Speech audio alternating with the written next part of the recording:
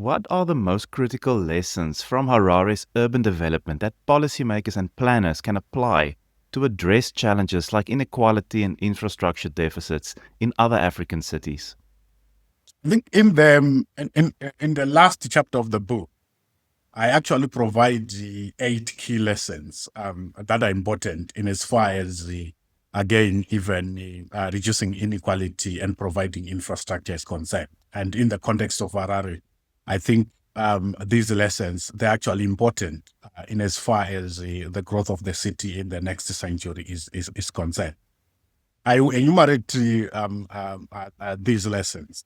One is that I think the key thing that we need to do is we need to enforce plans, regulations, and control development. Why is this important? This is important because if we want to maintain order in any city, you should be able to control in terms of how development happens. You should be able to make sure that whatever we put in terms of our development plans and spatial plans and what we allow to be built in any city is actually almost similar to what is on the plans. That's number one. And the second point that I want to make is largely to do with the importance of policy objectives in order to guide city growth. So if a government is concerned about reducing inequality in the city, it means its urban development policy must be very clear in as far as this objective is concerned. And in line with that, the programs that are rolled out in terms of the zoning regulations, in terms of other spatial planning frameworks, in terms of the actual development process that then happens, it needs then to take into effect that government's objective is to reduce inequality. It is not enough, as we see in many other jurisdictions, that the policy objectives are very clear to say we want to do A, B, C, D.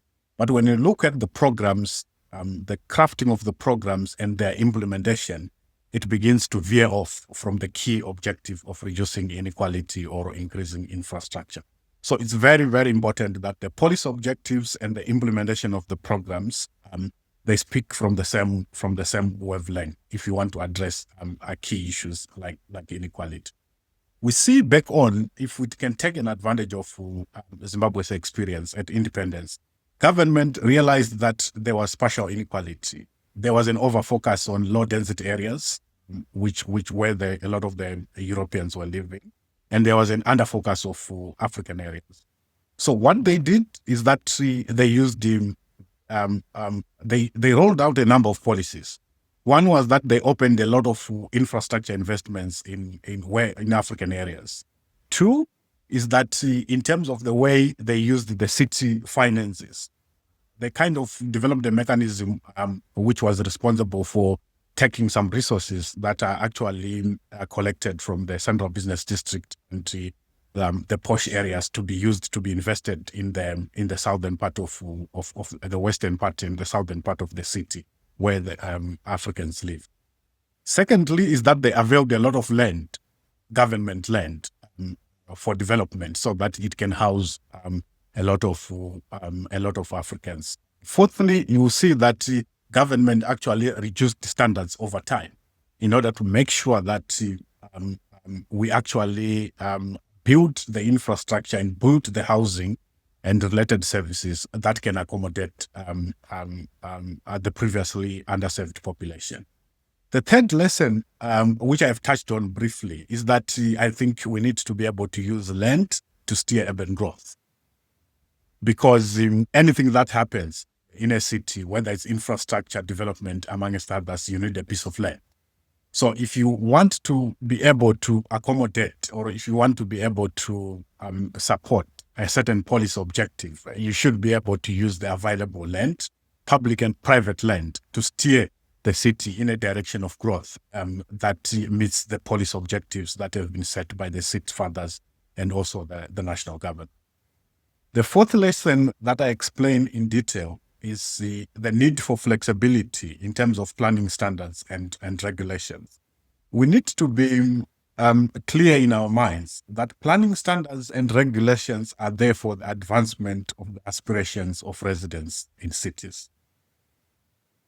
So it becomes imperative that at any given point, we need to be able to be always reviewing these standards and regulations so that they meet the objectives of our people. They also meet the objectives of government policy. They also meet the objectives of city authority. What I note and what I make clear in the book as well is to say that standards and regulations should never be static. They should always be constantly reviewed over time, largely because our economic interests or our economic needs, the socioeconomic needs, amongst others, they change over time.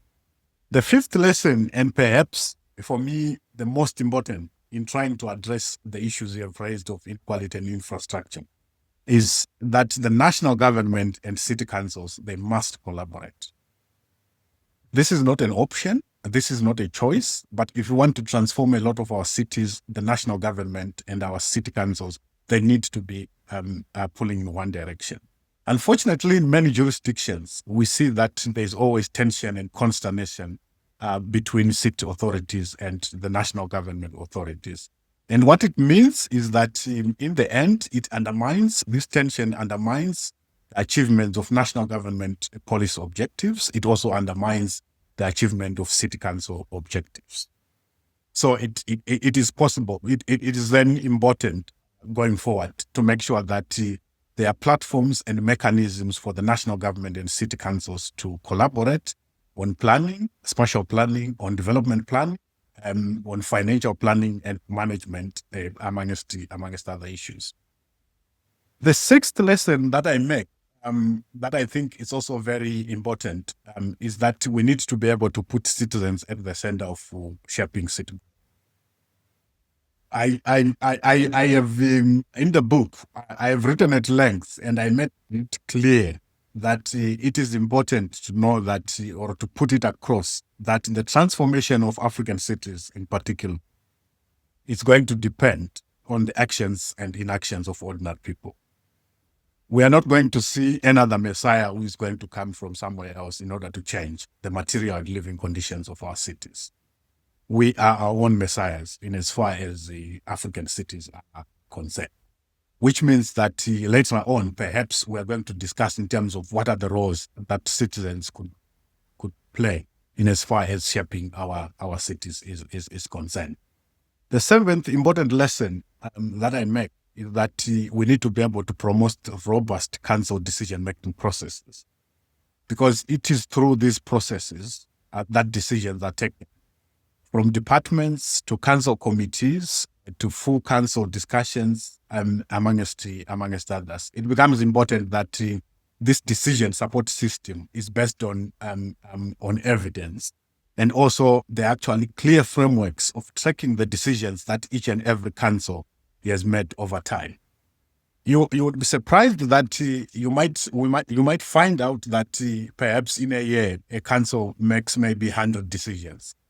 Let's just use that for discussion purposes.